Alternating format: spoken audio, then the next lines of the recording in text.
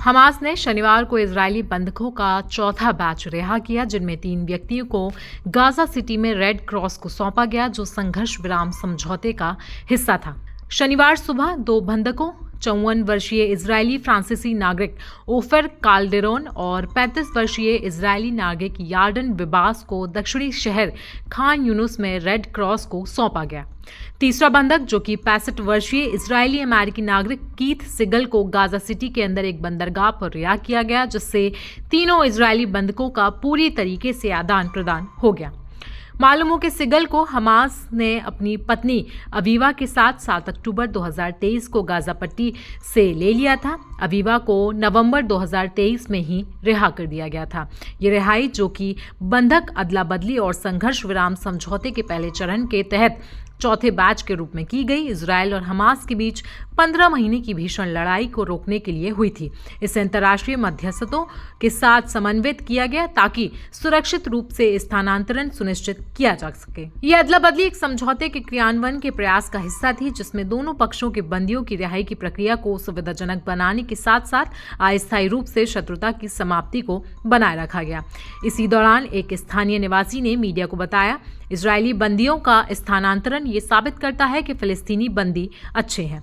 अगर भगवान ने चाहा तो सबसे अच्छा अभी आना बाकी है। इस बीच हम उम्मीद करते हैं कि और घायल और अन्य फिलिस्तीनी बंदी भी रिहा होंगे, क्योंकि अगले शनिवार को एक और बंधक अदला बदली होगी। फिलिस्तीनी सूत्रों के अनुसार 11 जनवरी से इस समझौते के क्रियान्वयन में और प्रगति की उम्मीद है और आने वाले दिनों में भी घटनाक्रम सामने आ सकते हैं। इसी बीच आपको बता दें कि हमास के बाद इजरायल ने रविवार को 183 फिलिस्तीनी कैदियों को रिहा किया। रिहा किए गए 183 फिलिस्तीनी कैदियों में से 150 गाजा पट्टी में से हैं, 32 वेस्ट बैंक से हैं और इनमें से एक मिस्र का नागरिक भी शामिल है, जिसे मिस्र भेज दिया गया।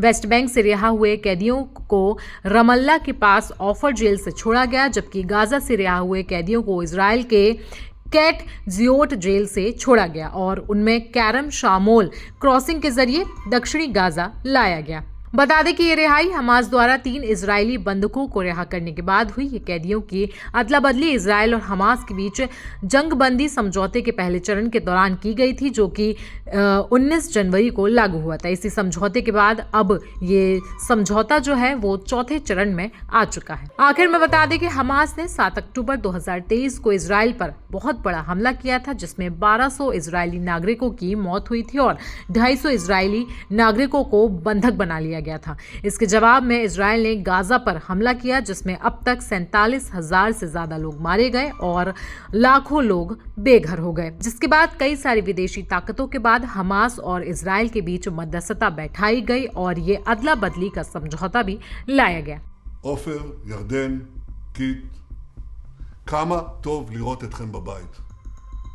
יחד עם כל אזרחי ישראל ויחד עם רבים בעולם, רעייתי ואני התרגשנו כל כך לראות אתכם איתנו. מוקדם יותר השבוע, בפעימה הקודמת, הבהרנו באופן נחוש שלא נקבל את הפרת ההסכם. התעקשנו על כך והקדמנו בשבוע את שחרורם של 3 מחטופינו. כמו כן, אחרי המראות שכולנו ראינו שלשום, דרשנו יציאה בטוחה של חטופינו בשחרורים הבאים. וכפי שראיתם היום, העמידה האיתנה הזו הוכיחה את עצמה. המסר עבר, התקבל ובוצע.